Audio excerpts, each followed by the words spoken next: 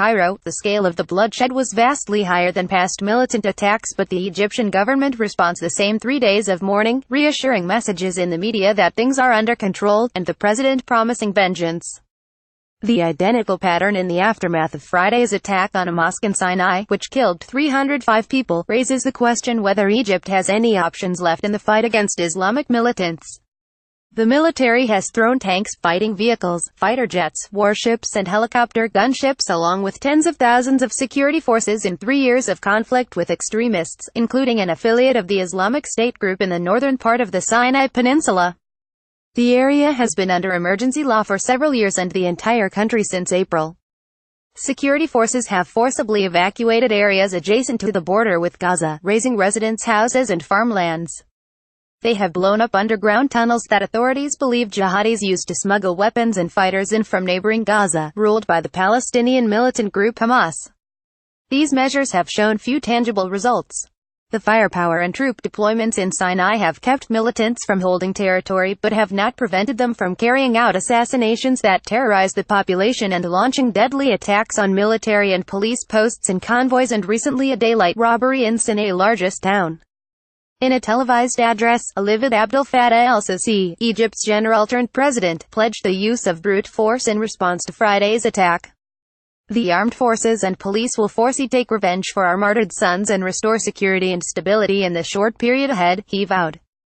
There is little public discussion of how to conduct the war, and northern Sinai area is closed off to journalists, making it difficult to assess what's going on. In the overwhelmingly pro-government media, talk about the conflict is largely focused on cheering the military and police, commemorating their martyrs and urging the public to rally around el-Sisi.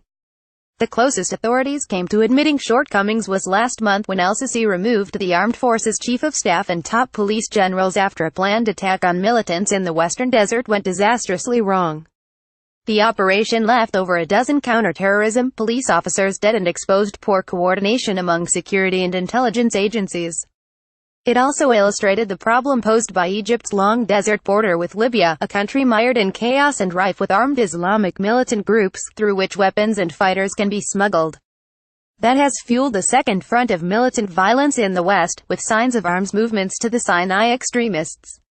Egypt's response has been in line with the long-standing model of fighting a conventional war against an opposing army. Indeed, recent years have seen up to $15 billion in arms deals, largely for big-ticket items such as 2 helicopter carriers, submarines, assault helicopters and fighter jets. But critics have called for a counter-terrorism strategy in Sinai rather than the reliance on a conventional deployment of overwhelming force. There are some trained counter-terrorism soldiers and police deployed, but most are poorly trained regular troops and police conscripts whose main skill is manning a checkpoint. Warplanes and attack helicopters have limits in a rugged mountain terrain that the militants know far better than the military does. And forces moving with tanks and heavy vehicles are often ambushed by the more agile militants using light arms, machine guns, roadside bombs and suicide bombers. El-Sisi recently said security forces are hampered by the presence of civilians in Sinai, requiring extreme caution which benefits the insurgents. But critics say the military has been heavy-handed, as is deepening the distrust of local tribes who have long claimed discrimination. Male family members are sometimes arrested if another member is suspected of militancy, according to Sinai rights activists. Soldiers and police at checkpoints are notorious for mistreating people, they say. Roads are often blocked and mobile phone services disrupted. Houses have been razed to clear zones for military control and people forcibly evacuated. Even those who oppose the militants become less likely to help security forces.